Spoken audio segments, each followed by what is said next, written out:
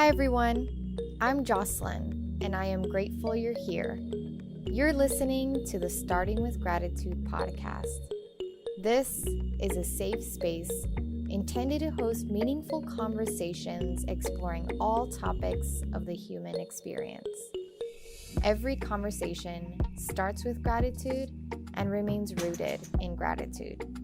After you listen, make sure to join the community by subscribing and sharing. I am so happy you have joined us. Hey, yo. Hey, what's up? How is your spirit right now? My spirit's pretty good. I honestly feel pretty light. Yeah, Yeah. that's good. Before we dive into our conversation, I just want to again thank you for showing up for this conversation and also express just how much of an honor I feel to even be having this conversation with you, because you are genuinely like one of the best writers, and Stop it. and it's just, yeah, it's an honor to just have this conversation with you, and I'm excited to share this conversation with everyone who gets to listen to it. So thank you. Well, we go way back. I feel like we've Yeah. been tight for a couple of years now. So when you hit me about it, it's like hearing from a friend. Yeah. And one of my favorite things to do, especially during like the last 24 months, is catching up with people. Like Yeah. I love calling my friends and just seeing how they are and reconnecting. Yeah. And Yeah. before we started recording, I had mentioned how the last time I saw you was Rolling Loud, 2019. And that's probably the last big festival I was at with Yeah. that many people. And it's just crazy how much the world is different since the last time I saw you. So crazy. How much the world is different. Do you feel like your world is different? Your personal world? Oh, absolutely. Yeah. Absolutely. It was a transformative year, I think, I would say. Yeah, same. Same. And we are going to touch on that. But before we do so, I'm going to ask you to share your expression of gratitude with us. So again, like I told you, this is real simple. You told me to write down what I'm grateful for. So the first thing I thought was, I'm just grateful to wake up. Like just starting a day every day is something I want to acknowledge as a blessing. The second thing I wrote down was family. I think family for me is important, especially after last year. Like I can't count the amount of people that I know that went through COVID, and just being aware of how quickly you can lose people so close to you. I think they make you appreciate them even more. So for me, like, I'm just grateful to have my family. Number 3, friends. And when I say friends, I mean almost every person I encounter. I feel like the connection you have with someone is, it's not like anything you can really describe. Because family, obviously, you're close cuss of blood, but when you just meet people and you're able to have a connection, it's just nothing like it. So if I met you a year ago or 11 years ago or 15 years ago or just over the internet, I feel grateful for every interaction with every person. Grateful for God. I don't believe I'm here because man made me. I wish it was that simple. But when I look outside, I see something man couldn't make.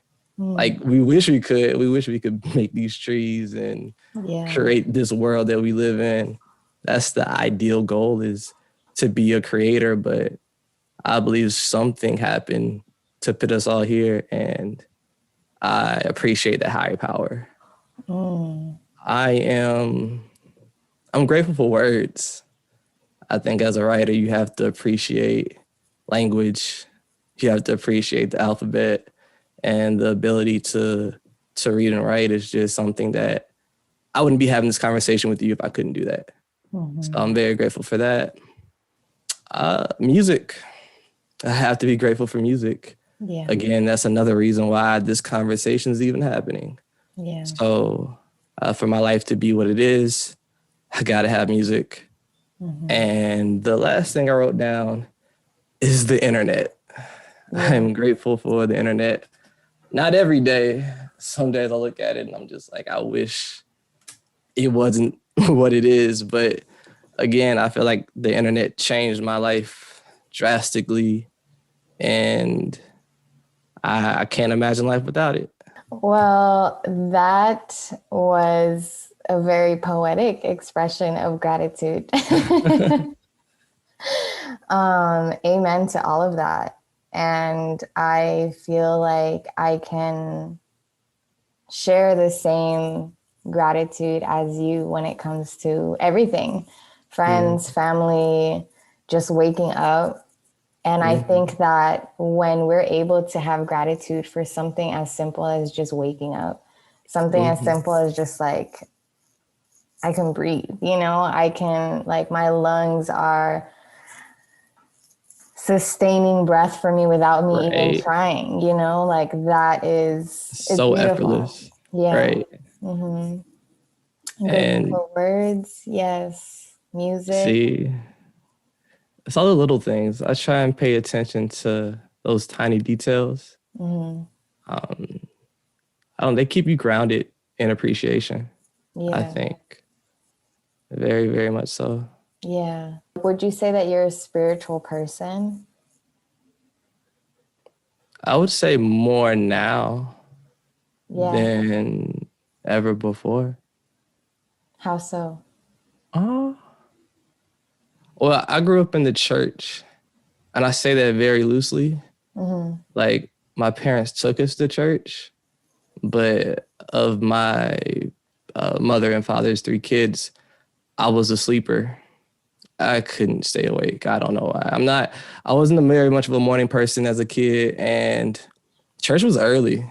So I would sleep through sermons. It was so bad that my father would make us recite a lesson we learned after every church service just to see if you were paying attention.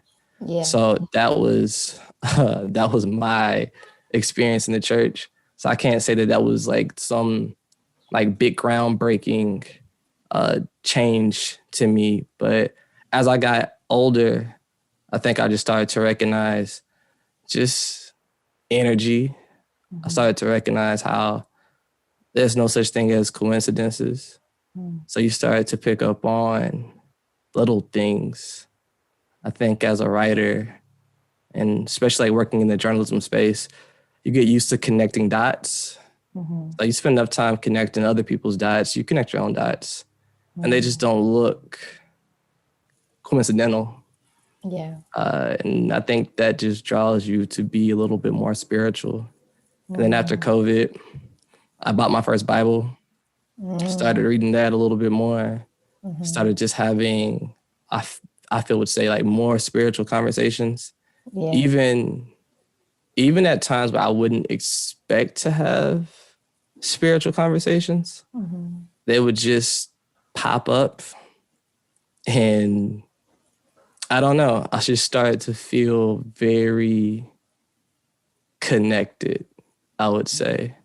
Yeah. And at times I don't even know how to describe it. Yeah. But I feel very connected. You mentioning how, you connect dots, and you're really connecting the dots for yourself. Like, for those that are listening and are trying to really understand that, could you give us like an example of what you mean by that? I think that when I think about being a writer, sometimes it's such an odd thing because I didn't grow up wanting to be a writer. It wasn't something that I sought after. Yeah, when I think about what was the easiest thing to do in school was like essays, just writing essays, writing stories, and feeling comfortable with words. That was just, it felt effortless in a way that math wasn't effortless, or the way that history wasn't effortless. So, and then just being a reader, I think. I was in the books very early on. I was drawn to stories. So you get older and you start to pick up on the fact that you go from reading stories to telling stories. And those stories that you read early on, they come back up in just really funny ways. Like I was one of those Harry Potter kids growing up. I was like really into Harry Potter. And I just remember this moment when I was on a plane sitting next to this lady, and she told me that she was a witch. And I don't know why I thought it was funny. Like it was just the oddest thing. We were having a conversation about the Mighty Ducks, and we were just like really vibing about being, kids that grew up during like this like Nickelodeon time. And she just like says that to me. And I remember thinking like as a kid, I would have like tripped out if I met a witch, just thinking about Harry and Hermione and Ron. And now I'm on this plane with this lady.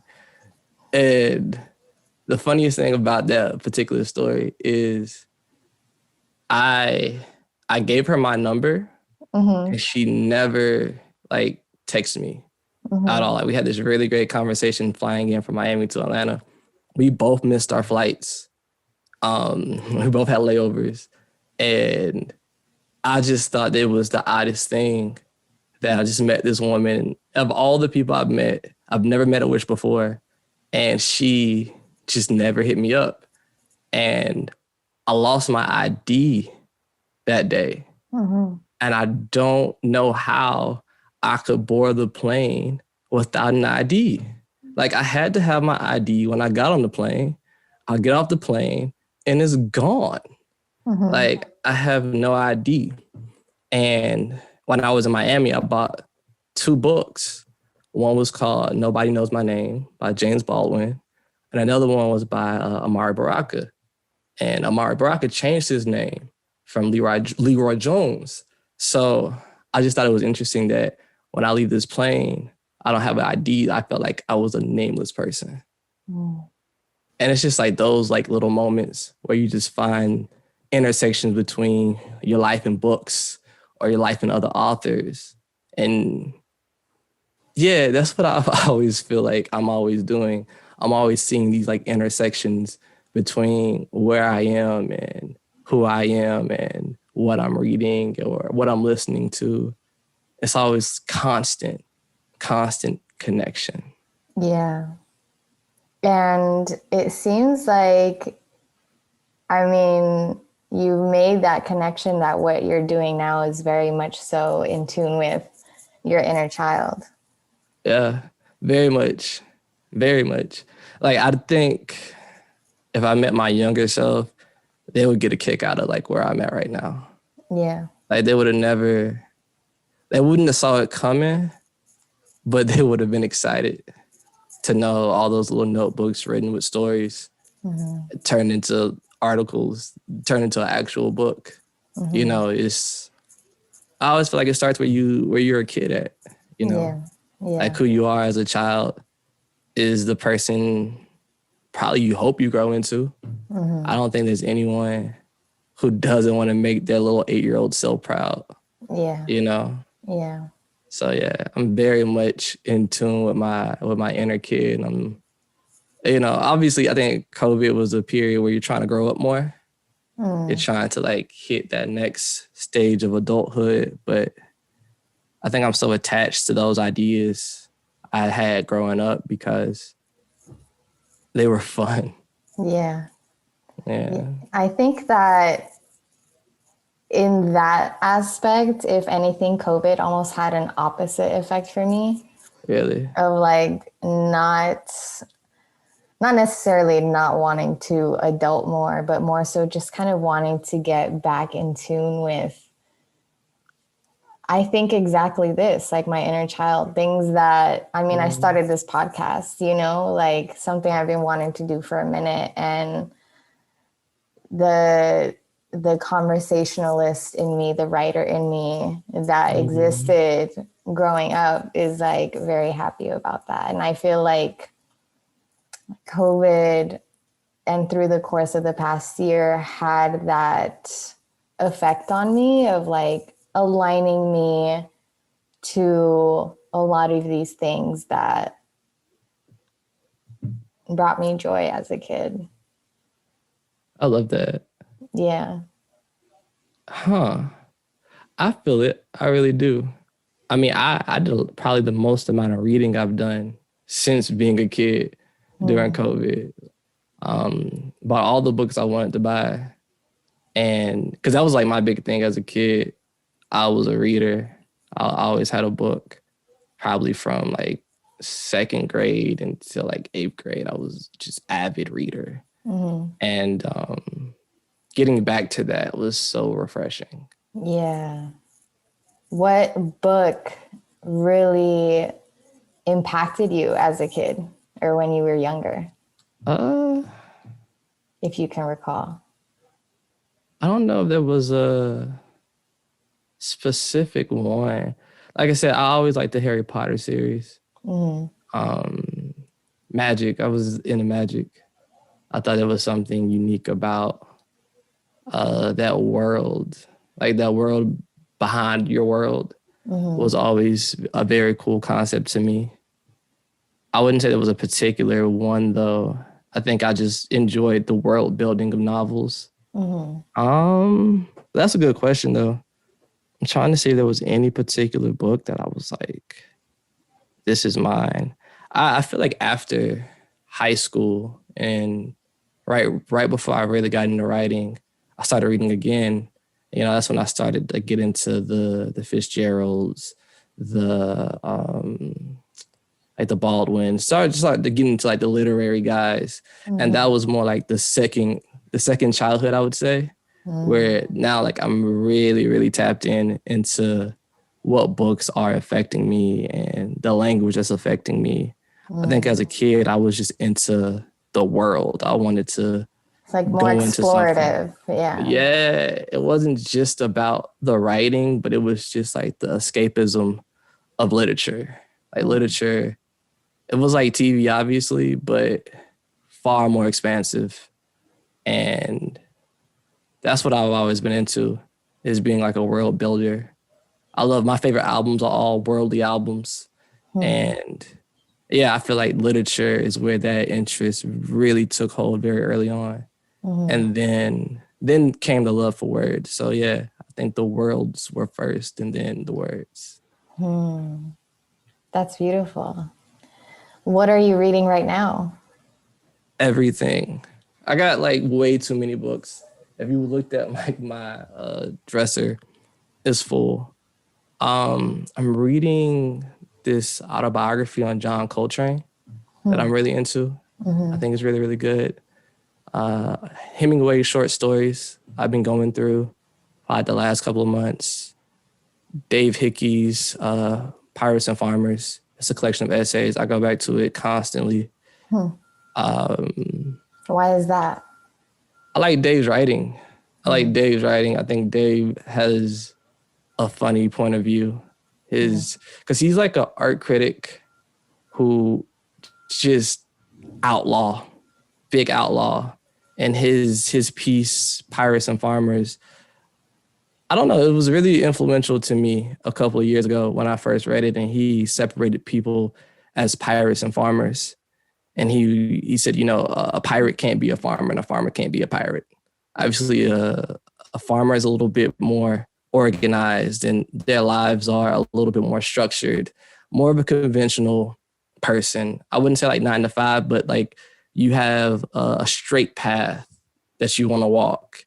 And I think it's beautiful to think about a farmer, how like you grow your crops and you grow your foods and you really have your lifestyles built on which you're able to grow. And that kind of control takes a lot of concentration and discipline versus a pirate who sets sail and they're just looking for adventure and they're outlaws, and the lifestyle is so much more about living in the moment versus like thinking about the big picture of tending crops and, like having that structure. And I've always felt more like a pirate. I always felt like I wanted to adventure and not be rooted in one place too long, which was the crazy part about COVID. It was just like, you're stuck. Yeah. At least I felt stuck. I know some people did not feel that way. Some people were just really outlaws and they really went on the move. Yeah. But I think it was good to be stuck for a while because it allows you to see what was beneath you. For sure. For sure. So yeah, but yeah, like reading day was always really influential to me. Yeah. And yeah, I'm reading everything. If there's a book, I'm reading it. Yeah, I wanted to ask you if you felt more like a pirate or a farmer. So I'm glad that you told us that you feel more like you're a pirate. Man, I want to be a farmer so bad. Like I wish I could be. Like I wish I could just turn it all in, turn in my peg leg, forget the eye patch, and just like settle down. But I'm so interested in just freedom, like there's something so fun about setting sail and not really knowing the destination. Because if you think about the ocean, right? The ocean is unpredictable. Like you're in an unpredictable terrain. You're essentially somewhere like beneath you. You don't know how the waves are going to be. You don't know how the wind's going to blow. You don't know when it's going to rain or a hurricane or, there's sharks. Everything is just a little more dangerous when you're on the water. Yeah. But I'd rather be on the water than on the land. Yeah. It's very vulnerable. Extremely, like you have to kind of, you gotta give room for God when you're on the water. Yeah. You gotta give room for God when you're on the land as well. But on the water, I think it's this constant sense of what's keeping you afloat. And I also think when you think about like the vastness of the ocean, how uncharted it is, that makes you really wonder like, how did the ocean get here? Again, man didn't make the ocean. If we did, we would know every corner, every crevice of it. Because we don't. The fact that is still unknown. We have unknown territories in the ocean. Like how can you not believe in something more? Exactly. That's exactly how I feel too. And that's one reason why I honestly spend so much time in nature. And over the course of the past year, I started getting back to doing that more because that's where I have all these kinds of revelations, where I remember like just how grand life is. And I don't know, it's like this duality of realizing how small you are and insignificant certain things are, but also just how vast everything is at the same time. I don't know. But yeah, that's why I spend a lot of time in nature. But what would you say that you came to the realization over the course of the past year? So many. I think a lot of people, if not everybody, learned more about themselves in various ways. Just spending so much time with yourself. And again, even if you weren't treating COVID, the pandemic, as this like hyper serious thing, you had to spend more time with yourself, like no matter what you did, because the places where you were able to gather weren't as accessible. I think that was a very interesting thing. I was just talking to a friend about how normal it was for us to just go to a bar. I don't know if I was ever cognizant of the simplicity of that, of just sending a text message like, hey, meet me here. And just being able to like walk out the house without worry. Losing that and losing just the connection with others in that way, I feel just brought me a little bit closer to myself in all the beautiful and all the ugly ways where you have to kind of like deal with yourself. So I think on one end, I felt that over the last year, it's just like you ran into yourself. I don't know if that makes sense, but there's something about like a full circle moment that you just experience where you're just like, oh, here I am. So I had that here I am revelation, and that really inspired me to decide where I wanted to go. You know, like once you realize where you are, like where you are in the world, where you are in yourself, where you are in just every way, then you decide where you're going and how you're going to get there. So that was like a really big thing for me. It's just coming to that realization, because I don't think I had that time before. Yeah. Writing's pretty demanding, I think, for me. I don't do it as fast as I probably need to sometimes. So because the writing process is slower, I spend more time just sitting in stories versus sitting in myself. So I got more time to sit in myself. And then like one of the realizations was like, oh, wait, this like you really became a writer. That was one of the things where I wanted it and then it happened. Yeah. And I don't know if I was aware of it at first. But then you realize like how your life changes, how your life completely changes based on a desire. Like no one told me to be a writer. No one sat me down and was like, you're going to have to do this. Like I made a choice, and that choice took me so far. Yeah. And then I had to choose where else I was going. Yeah. So that was a lot. Yeah. That was both very enlightening and frightening, I have to say. Yeah. That's why the stillness is so important, you know, because Absolutely. you're able to run into yourself, you know? You have to. And I love that you worded it in that way, because it did feel like that, you know, like confrontational in that way, but also just like, I think because it was so unexpected, it was almost like running into yourself and like, oh, hey, you know, like I didn't expect to run into you, you know, in this way. Yes. Yeah. Absolutely. And again, like that's the thing about running into yourself. You don't really plan it. Yeah. You just happen to just like, it's a bump. It's a very, very physical bump. You feel it. You definitely feel it. But I think I appreciate the stillness for that very reason too. Because if I didn't have it, I don't know when I would run into myself. Yeah. And we needed to meet, you know? Yeah. Do you think that if we're running into ourselves in that way, we were lost prior to that?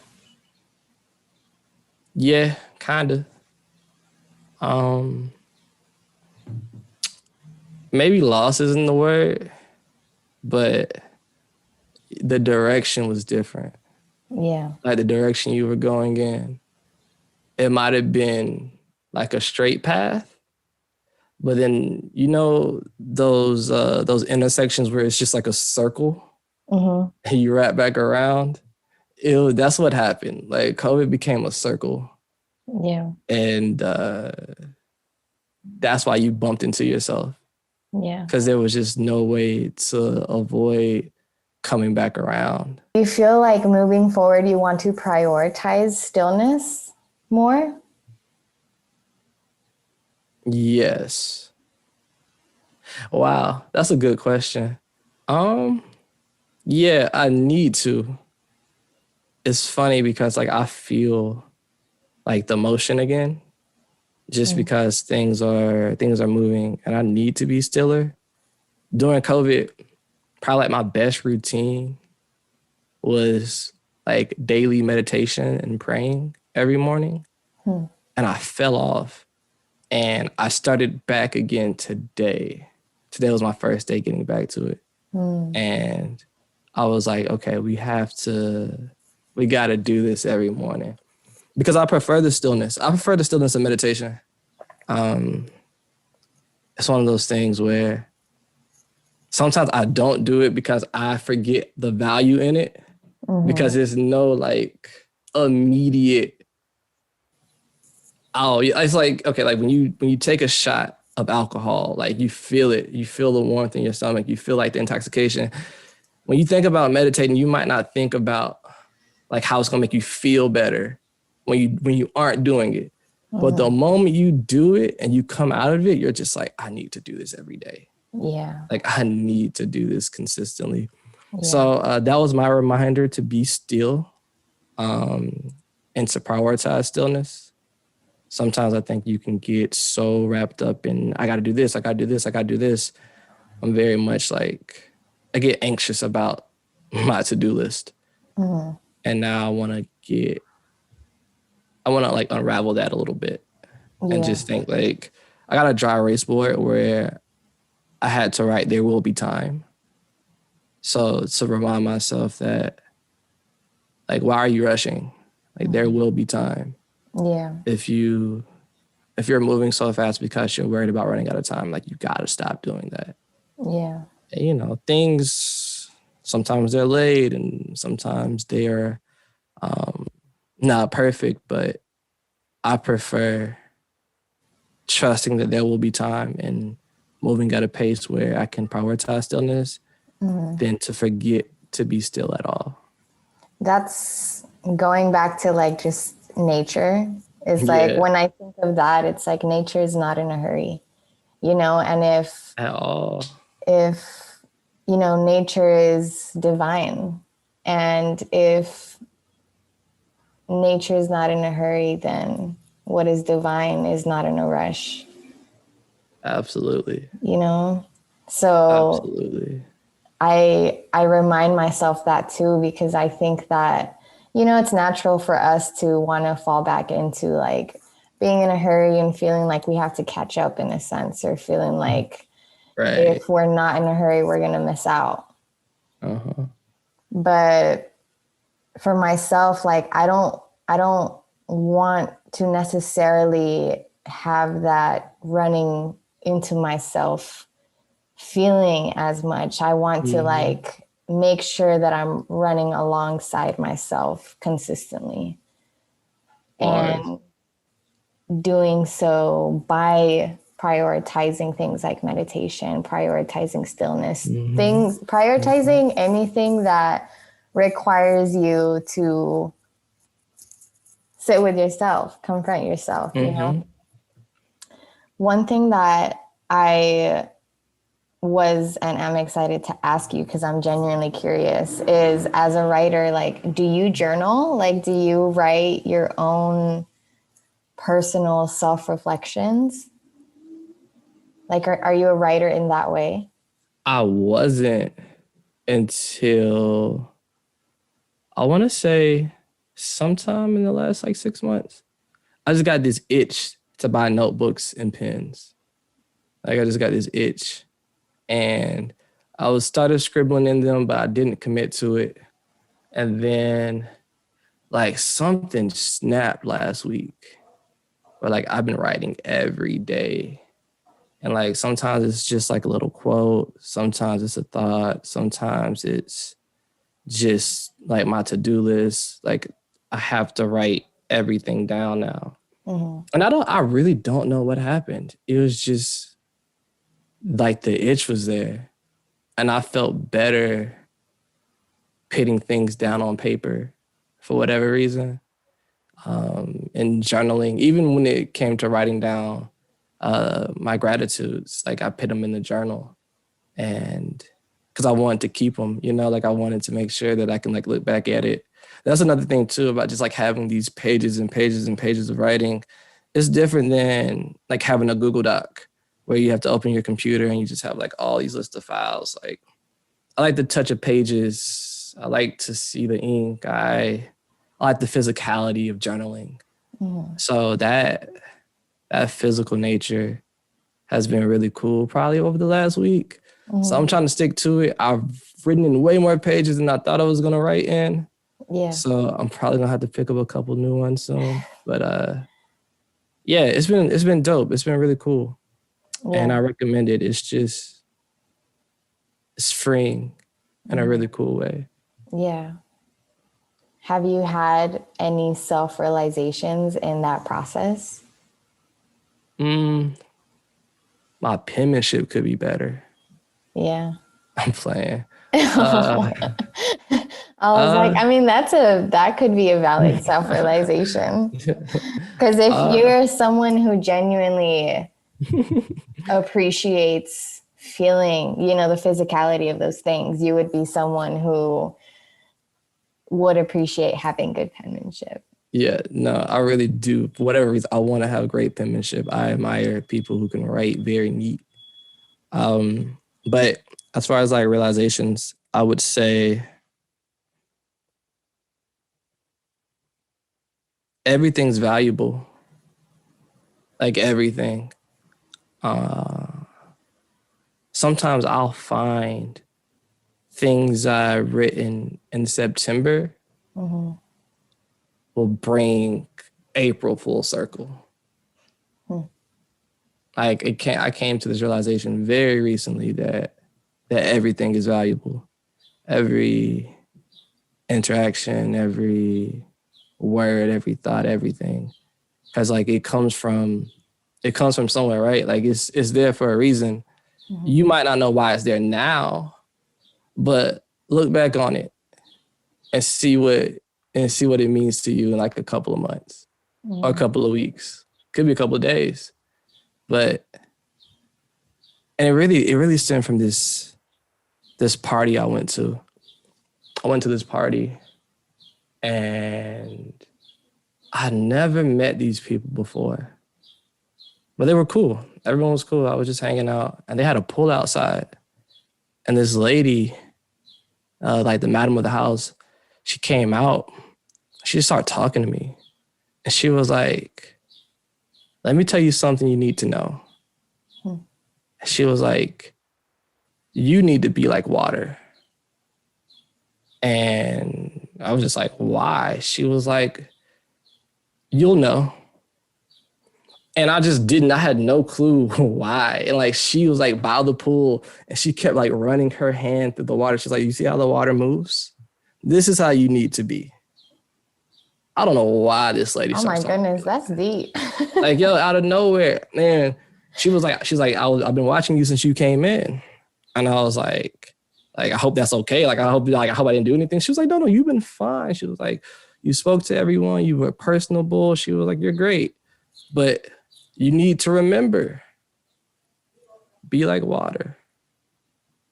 So that was like in September. So on New Year's Eve, a friend of mine from high school texted me a quote that I sent him when we graduated that said, be like water. Oh, wow. And I asked him why he sent it to me. He was like, I don't know. He said, I thought you needed to know this. So I said all that to say, whenever I'm like feeling like affected by things or I'm feeling out of my element, I write down, be like water. You know, because I think it's just like the meaningfulness of it.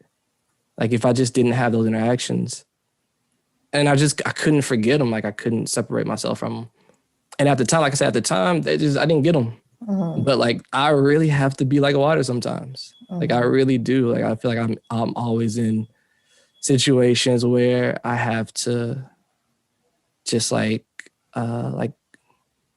transform into like the surroundings, you know, like how water can just bend into the cup and how water is always unaffected.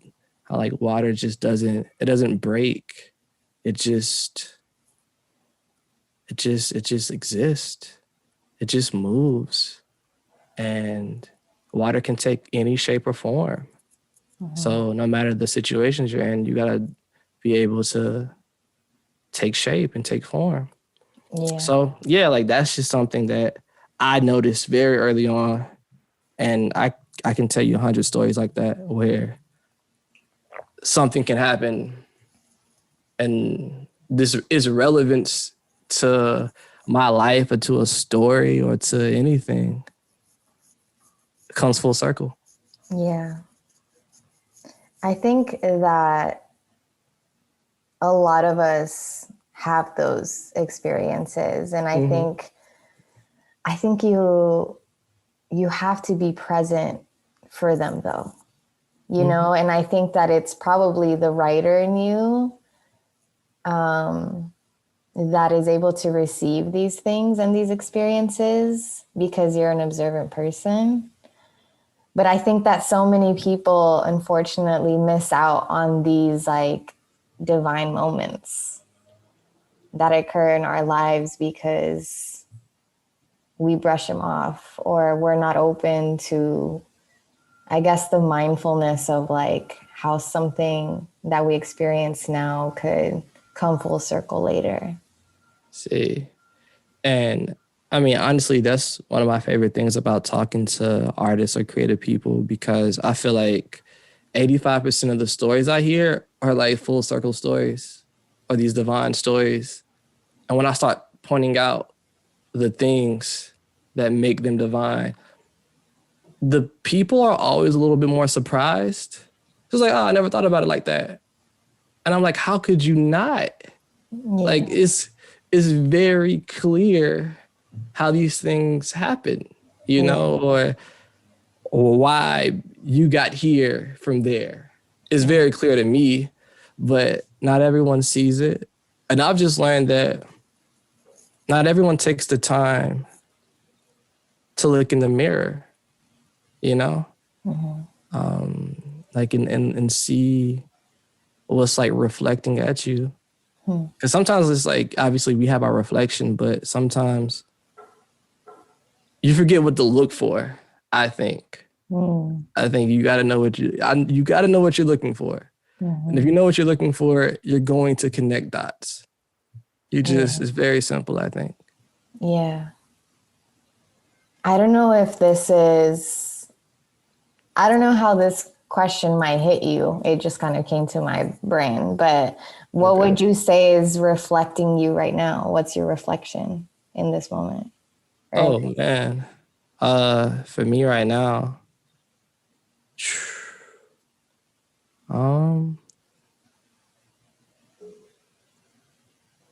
I feel like what's reflecting me right now, man, that's a good question.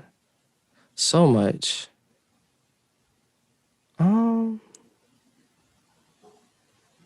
It's funny because I guess it's because I'm like in the midst of starting this company with my friend Holland. We started this company, Rap Portraits, about a year ago, and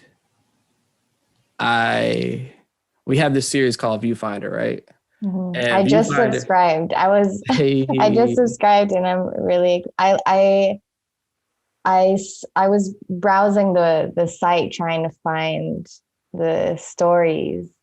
Yeah. But I like that y'all like have it, I think from what I interpreted, exclusively in the subscription. Well, if you go to the site and you click the Viewfinder page or you click the Viewfinder tab, you'll see the stories. You just have to click it. They were like specifically for the newsletter, but we decided to open them up a little bit and kind of just archive everything for everyone. Okay. And it was just it's still very new. We're 4 weeks into it, and when we started it, the idea we were thinking was to just have a space to share stories, essentially. And we have this series called First Placements, where we talk to producers. They tell us their first placement story, and then we retell the story in first person. So for me, a journalist that I look to who I'm just like very fascinated by is Cameron Crowe. He's an old school rock and roll journalist from like the 70s and 80s. And he also wrote the movie Almost Famous. So Almost Famous has been a pretty big movie for me because I didn't see it before becoming a music journalist. And my first editor told me, he was like, yo, you need to watch this movie. Cause it's a little bit like your life right now. And I watched it and I loved it like immediately. And I always looked at Cameron going from journalism, like interviewing guys like David Bowie, to making a movie like Almost Famous about the experience. And I just read how something told me last night, like, look up the reason why he wrote Almost Famous. So I looked it up, and the origin story is he got hit up to write a story about his first concert, but he had to write it in first person. And he wrote the piece. It was supposed to be 800 words. He turned in 3,000 words. And the editor was like, yo, we can't run this. He was like, that's fine. I think it's a movie. And for whatever reason, just the fact that for that particular story, he had to write it in first person, and that we're doing this first person stories for the producers, I always just felt like camera's my reflection. Like, I want Rap Portraits to be my Almost Famous. You know, like that's like the trajectory I see for myself. Like, I look at what he did and I'm like, oh yeah, that's what I'm shooting for. Like the way he was able to write a movie about just like the intricacies of that time to be like a rock journalist. And when I look at the stories we're trying to tell with Rap Portraits and through the Viewfinder, we're trying to show like the Almost Famous stories. Yeah. So yeah, I see Cameron as my reflection. That's beautiful. Thank you for sharing that. It's a fresh thought for real. Yeah. But like I've always looked at what people are doing or what people have done.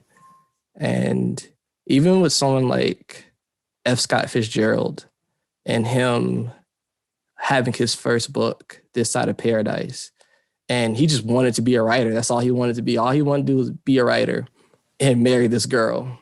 And he went back to his parents' house. He sat down and he wrote this book. And he just knew this book was going to be the book to change his life. And he did. He wrote the book. He got the money. He married the girl. And I always think about that story as in when you want to change your life, it's all about deciding to sit down and write the book. Yeah. So when I think about Stillness, I think about Fitzgerald writing that book. Yeah. Yeah. I love that. This is what I do all day. Yeah, this is why I love just having conversations with people. And I think, you know, something that I think about, you know, for especially someone like you who, you know, spends so much time doing this, I feel like interviewers and conversationalists, writers have such interesting minds because we take on so many different perspectives, you know? You absorb so much. Yeah. I agree. I started really doing interviews when I quit my first real job. I had to work at a gas station for like a month. Hated it. So when I quit that job, I was like, I'm going to be a music blogger. And I had a site that let me just interview artists. And I just interviewed everybody I could. Like if you had a song out, I was going to talk to you. And I started to just like absorb so much information. So even when I went to DJ booth and started to do like more like bigger sites and stuff, I always try and make sure I'm talking to creative people no matter what I'm doing. Like I have to talk to artists of any medium, because I feel like you just absorb so much life from anyone really, but specifically like creative people, because I think just the way their minds works, it's just different. They're on a whole other plane. And I think I get closer to where they are just being in conversation. Mm-hmm. Would So you say yeah, that all creatives are pirates? yeah, yeah. And if you're not a pirate, you're denying it. Like you're running away from it, and you're not supposed to run. I mean, I'm pretty sure that you know people who you're a pirate, like you just are, no matter how much you try and change. Like it just comes out in so many different ways. And I know so many different kinds of pirates. Like I know the kindest pirates, pirates that wouldn't steal your gold. I know pirates that you couldn't leave your wallet around. I know pirates that if they could, they would build pirate ships for everybody and sail it with everyone. Like you just meet so many different kinds of creative people. And then in contrast, you meet so many different kinds of farmers. But usually the farmers I meet, even if they work adjacent to creative people, if they don't create, you can tell. They're different in structure, they're different in thought, they're different in just the way they build their world, which is why I think it's so important to be in conversation with pirates and farmers. Because even if you can't be a farmer, you can learn to farm. You can learn to pick up on so many different skills. And also, a lot of what I'm able to do is because of farmers. Like farmers have assisted me in getting interviews and setting up like different stories. So many things happen because I'm able to be in conjunction with the pirates and the farmers. So I love existing in contrast between the two. The dualities that exist everywhere, you And know? I thought it was like the Gemini in me that was always trying to see duality, but it just exists. You can't get away from it. Like the fact that we have night and day, I think is a clear distinction that we are two sides of a coin in everything. There's two sides of a coin in everything. The yin and the yang is real in every aspect.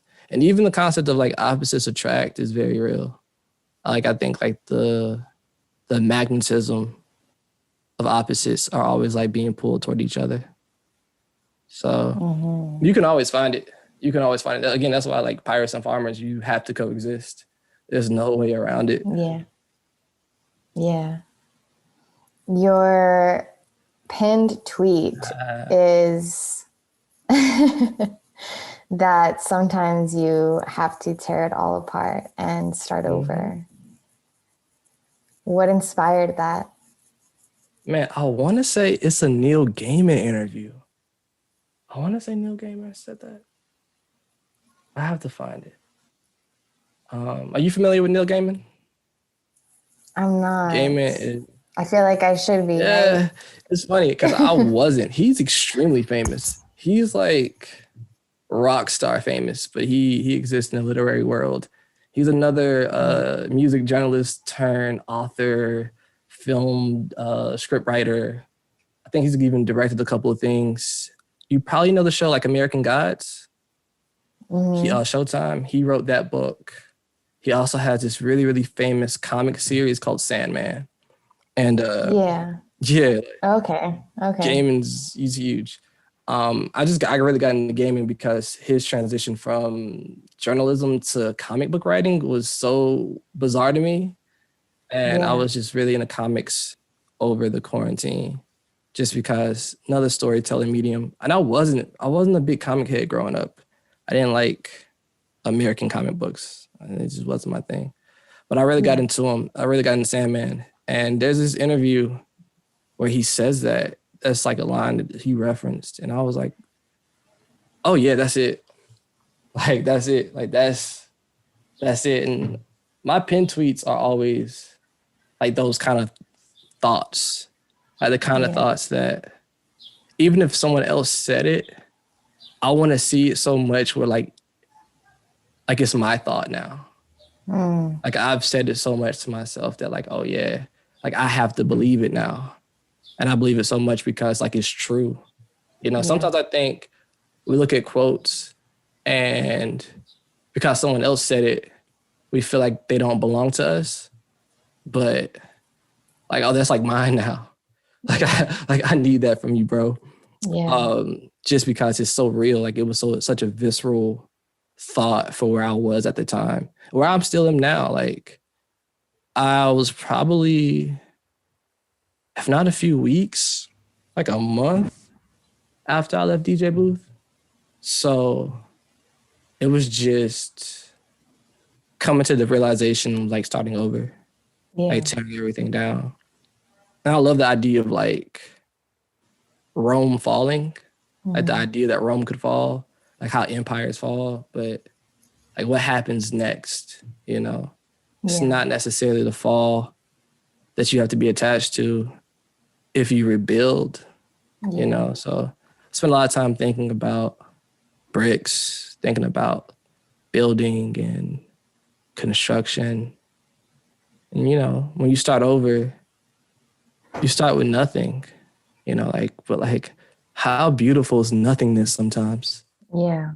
Like, it's a blank canvas. It's a white page. It's space, you know, it's an empty ocean.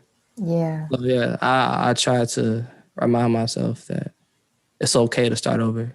It's okay to start from nothing. Yeah. I think what you have to remember is, what do you want to build? Yeah. What are you trying to build? Because if you can turn a brick into a castle very easily. You know what I'm saying? Like, why stop at a house? Like, if you envision that castle, you don't stop until you see the ceiling. That's the way I see it. Yeah. You stack until you see that ceiling. It really is all about perspective. You know, Absolutely. It really, really is. And there's so much power in that because your life can change just by you changing your perspective. And immediately you can see a blank canvas or starting over as you having nothing or you having so much opportunity, you having so much freedom to work with, so much possibility. You know, absolutely. And it's funny. I got like a tarot card reading after I quit. Like a friend recommended, it was like, yo, you should get like a reading. And I remember the woman told me, she was like, don't worry about money because the seeds you planted are going to bear fruit. And, you know, to kind of leave your job to hear that, to not worry about money is a reassuring thought. But I see more and more what that meant, because the thing that I've been extremely blessed with is consistent opportunity from just like different people I've met, different relationships I've made, just things on top of things that I wouldn't say that I went drastically out my way to make happen. Like just things just kind of like fell into place, and they're still falling into place. And I pray they continue to fall into place. But I probably didn't see that when I first, you know, stepped away. You know, like I really felt like I had like nothing, you know, especially just like not having anything like immediately lined up afterwards and still trying to kind of decide in what direction you want to go. Everything was very new at the time. Everything was very new. And you got to go through like all the emotions in a pandemic without like that stability. So, you know, I had some rough days, weeks. Then you had some great days and you had some great weeks. But like I kept being reminded of how I was those seeds that were planted were the 4 or 5 year time span that I was, at DJ booth, like the relationships with you. Like I've met so many people and I've established so many lifelong friendships that that can sustain you. There's like a Dave Hickory quote too about how your relationships can take you further than money, or like how you make people feel may matter more than what you can give them, like in the long run. Yeah. I try to remember that all the time. Like the value isn't always monetary, but in the relationships. Yeah. Mm-hmm. And honestly, I think that once we start living, which is the day that we're born, I don't think truly starting over is really a thing. No. Like, even when you feel like you're starting over, it's like, look at all the experience that you're starting with at this point, Something that really stuck to me to this day is something that you said at A3C in 2018. I think you said something like how as long as you are receiving opportunities that you couldn't get before, as long as like you are experiencing things that you couldn't necessarily experience prior to that, like you're progressing, like you're on the right path because you're growing, you're attaining things that you couldn't before. That, I don't know, that like always just stuck with me. Even something blessed if you couldn't drive and now you're able to get a license and drive a car by yourself. Like that's growth. Not only is that growth, I think it shows how like something as tiny as learning to operate a vehicle, now like you're free. I remember talking to my next door neighbor when he got his car, he was like, this is freedom. And he made me rethink about my relationship with my car because I'm sitting here just taking it for granted because I've driven so much. But now it's like, okay, well, maybe the thing is to drive to California or something, like do something that you haven't done before to just make it more exciting. Same thing with writing. If you write so many op-eds, and maybe the thing to do is like interview your favorite artists, just like to have that excitement. Yeah. And it hasn't been published yet, but I got my first cover story back in February. And even just doing the interview with the artist, like I never had an interview with someone I feel like of that stature. And I've kind of interviewed, I've interviewed legends, I've interviewed up and comers, but like where this artist is in their career, it was, oh, this is different. And everything about that process was different. And I'm so glad I said yes to it, because at first I was like, nah, I don't know if I can do this. And I end up just being like, okay, let's just fucking do it. And I was so glad I said yes to it. Yeah. And that's been something, I've been wanting to say no to things just because I say yes way too much. Yeah. But I say yes because it's like, I always get offered something I've never done before.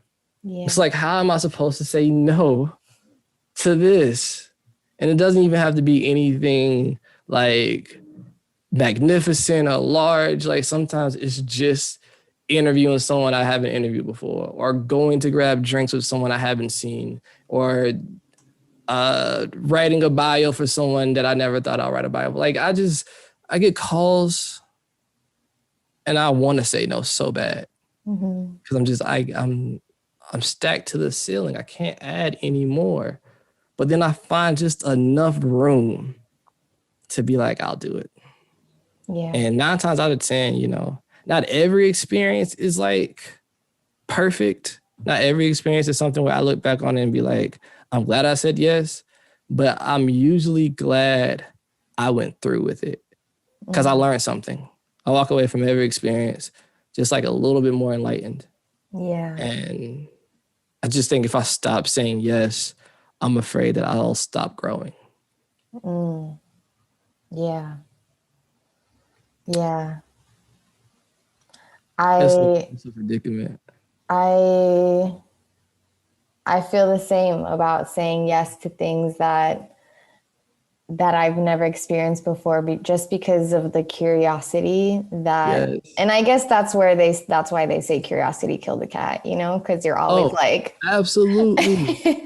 It makes so much sense now. Like it, you don't stop moving. You don't. You're always just intrigued. But I think curiosity is part about being a pirate. Yeah. Like farmers don't really have to be curious. Like they are able to establish what their life is, and they're able to exist within that space. Pirate, man, there's something shiny. You got to go get it. Yeah. You just can't say no. Yeah. I do want to touch on something that you said because I've been thinking a lot about this. I was on a walk and I seen this caterpillar like hanging in the street on a string that I couldn't see, like it was translucent. And I didn't know what he was hanging on. He was just like swinging. And I'm just looking at it. I'm just thinking like, where are you going? Like, what are you about to do? And I just keep thinking that he's gonna go into a cocoon one day. And like he's gonna come out with wings. And even though he's been here on this planet just hanging around, like that moment when he comes out and he flies for the first time, like that's a new experience. Yeah. That he wouldn't have gotten if it wasn't for the stillness of the cocoon. And I always think about just the transformation of the caterpillar. I don't know why. I'm always just so fascinated by the fact that like that process is so bizarre to me. Yeah. Like you're completely whole. You're a whole thing already. And there's a process for you to become larger, for you to become more colorful, for you to kind of like live a new existence, so much so that you change your name. Like you're such a new thing that you can't even be referred to what you were before. And I think that brand of transformation is just so fascinating. Yeah. That's nature. That's what I was going to say. Like, that's honestly why I just love nature so much, because we can learn so much just from observing it. You know? Everything. Like, for me recently, it's been trees. I've just had this fascination with trees lately a lot. And I feel like I continue to gain new perspectives from them. And yeah, I love it. No, likewise. Trees are, first off, they're old and they're old and they're quiet, you know? Like just the fact that they like exist in such simplicity. And yet they're so large and they're so powerful and they live so long. Yeah. And sometimes I just try to remind myself, like, be a tree. Yeah. Like set your roots, be sturdy, like be strong, and just be. Because one thing about trees, like they'll just be there no matter what's going on outside, storms, snow, fall, summer, whatever. Like a tree is sturdy. Yeah.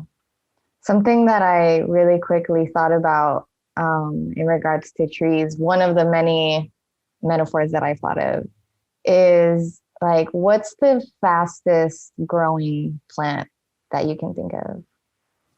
I don't know. They're weeds, right? They grow really fast. Yeah. Okay. And what's the slowest growing? I would think that they're trees. The trees. I could be wrong, but I would think that they're trees, and trees are the tallest. They grow very slow. And they're, again, I could be wrong, but I would guess that their roots are the deepest. So it's like, if you observe plants and trees, it's like, what kind of plant do you want to be? And if you want to be a tree, then you have to accept that you have to go slow, right? You have to be deeply rooted in something. If you want to be really tall, if you want to have longevity, I mean, granted, you know, unfortunately, us humans will come and deforest things, but in nature, you know, so that's one thing that I've thought of, is just like. I like that. Yeah. I like that a lot.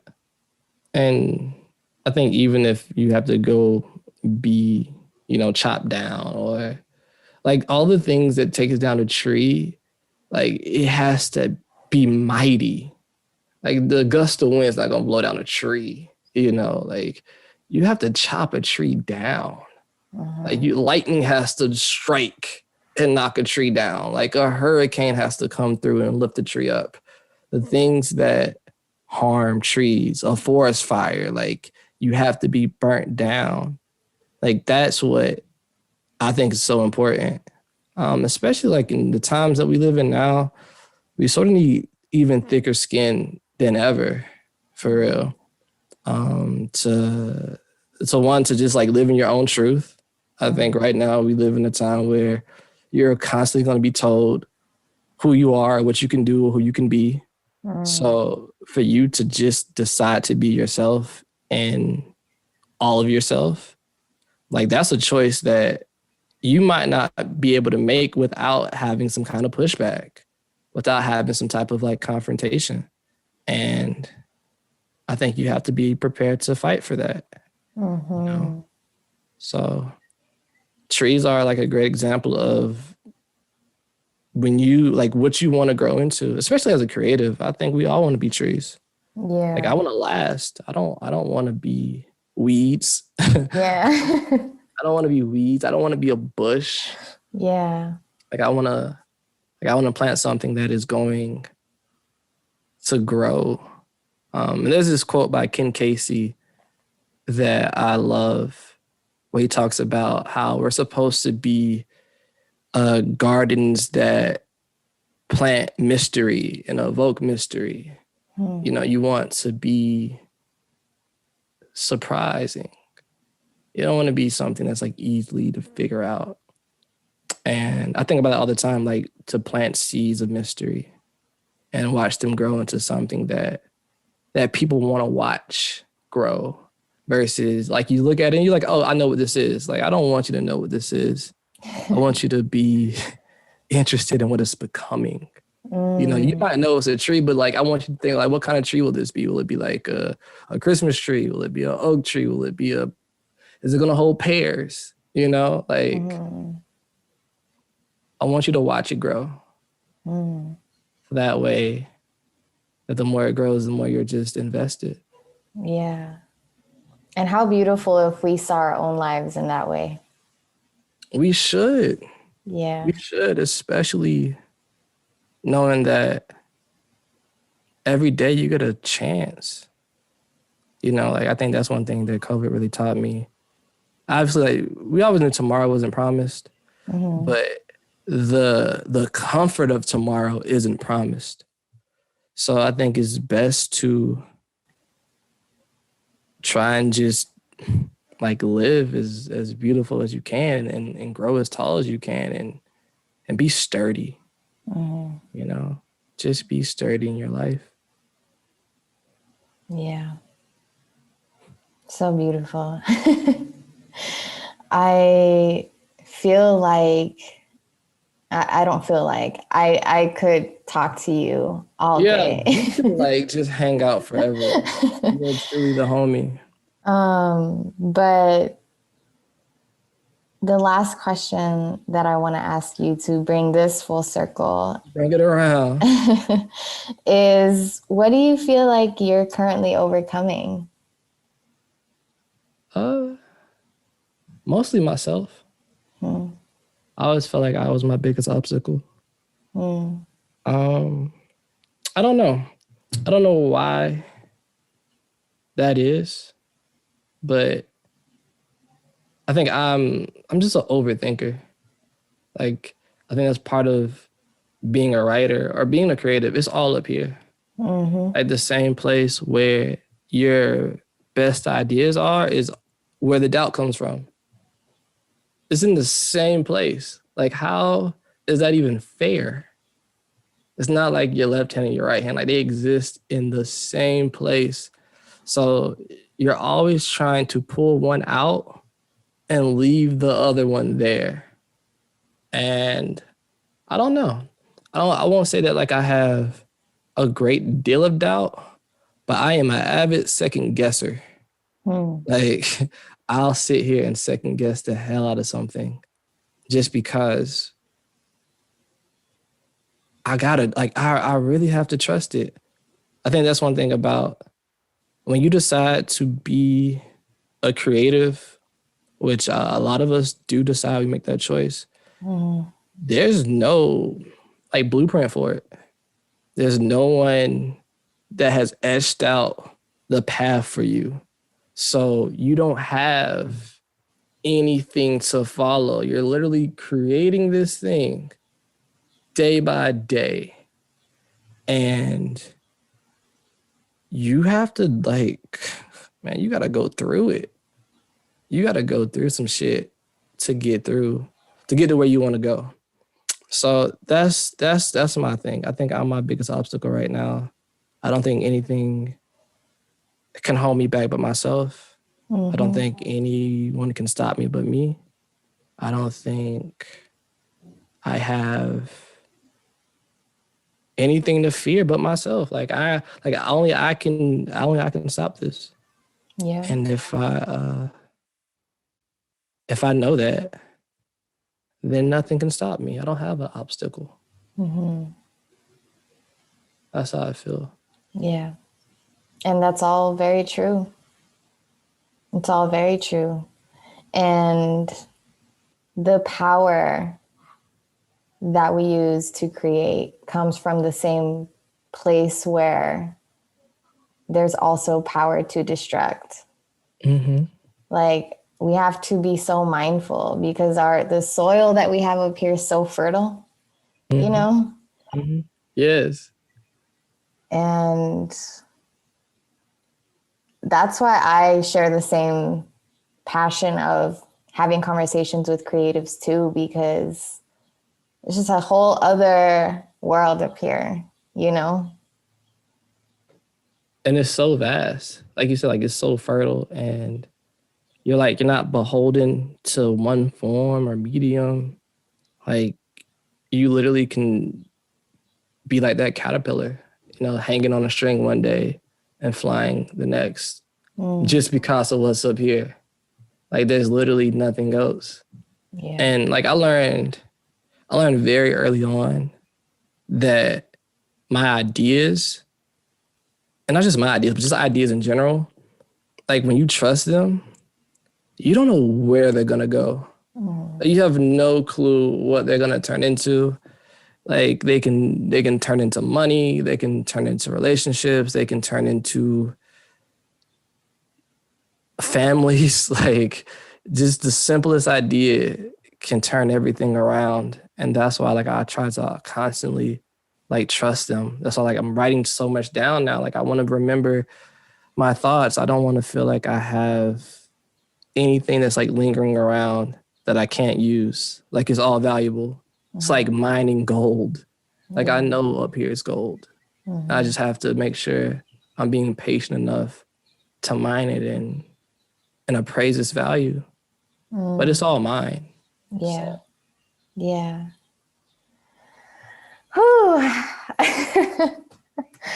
Well, I really appreciate Oh, thank this you. It was a conversation. great convo.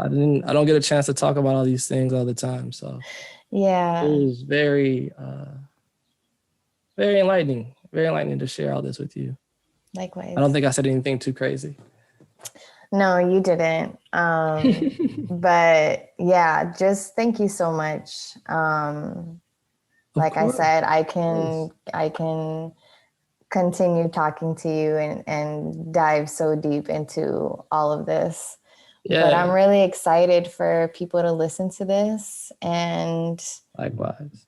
I look forward to reading your cover story. Yeah, it's gonna be cool. I'm excited about it.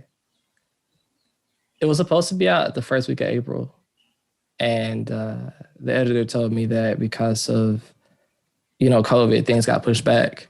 So I was like, oh, okay. And it's just so funny because I did the story back in February, and just kind of like waiting for it to come out. Now I'm excited about the day, right? Like I'm so big on days lately, like when things happen. I don't know why. Like this is my last point. I won't talk your ear off, but I pay so much attention to the calendar now because it could just, you never know. You just never know when something's gonna happen. Because I remember our first rap portrait, we shot it in January, and I didn't know at the time, but it was like on Martin Luther King Day, and then we put it out on Mother's Day, and it's just like that wasn't the intention, but it's like it just lined up to be on Mother's Day, and now I'm looking at this cover story. It was supposed to be out in April, and I don't know when it's going to come out. It might come out on my birthday. Like, who knows? But I don't know. I have this feeling that whatever day it comes out on, it's going to be a significant day. Yeah, it is. Yeah. That's why I love waiting on things now. I used to be a little bit more impatient, but now like divine timing is so real. That's what I was going to say. Like, I feel like you've become more patient because you know it's going to happen when it's meant to happen. Yes. Yeah. And maybe you might not even recognize why it was meant to happen. But I will tell you this one more thing. Where the cover story was done at, like a month later, Holland and I, we were shooting a rap portrait, and we end up right back there. And I've never been there before. So to be there a second time, like, it was just so bizarre. And I couldn't have predicted it. And even just shooting the story that day, I remember telling him there was something that I couldn't fit in the cover story that's now in the rap portrait. And I was just like, man, I just love the very odd continuity of these things. Yeah. Like, again, I don't believe in coincidences. Yeah. And I know all things happen for a reason. So, like I said, everything is full circle. Like life comes all the way back around. Well, that is a beautiful way to actually bring this full circle, is leaving it at that. Exactly. And I hope that if people gain anything from this conversation, it's that things align just as they're meant to. And if we allow ourselves to be like water, if we allow ourselves to be fluid and be still, then we'll see it. You'll see it 100%. And it just might not be time yet. But again, like, that's why you sort of have to trust. You got to trust that everything's always working in your favor, and that the time is always in your favor as well. Like, you're never out of favor, even when you think so. That's what I also realized during COVID. It's like, even when I think I'm not in favor, I'm always in favor. Everything's always working in my favor. Yeah. So you just got to trust, man. Faith is such a funny word because you can't touch it. It's not physical, but keep a little bit, right? They say like the faith of a mustard seed. Yeah. Something that tiny. You don't need a lot. But just enough of it, I'm telling you, move a mountain. I mean, all you need is a seed. That's really. it. That's all you need is a seed. We're just planting seeds. But like, again, seeds, trees, like everything starts as a seed. Mm-hmm. So that's what, like, I don't know. Life is fun. Like, it's like this whole thing is just a very fun game. Yeah. That I just love playing. Like, you really got to enjoy playing. That's why, like, every day I wake up, I know I'm back on the board. So, let's play.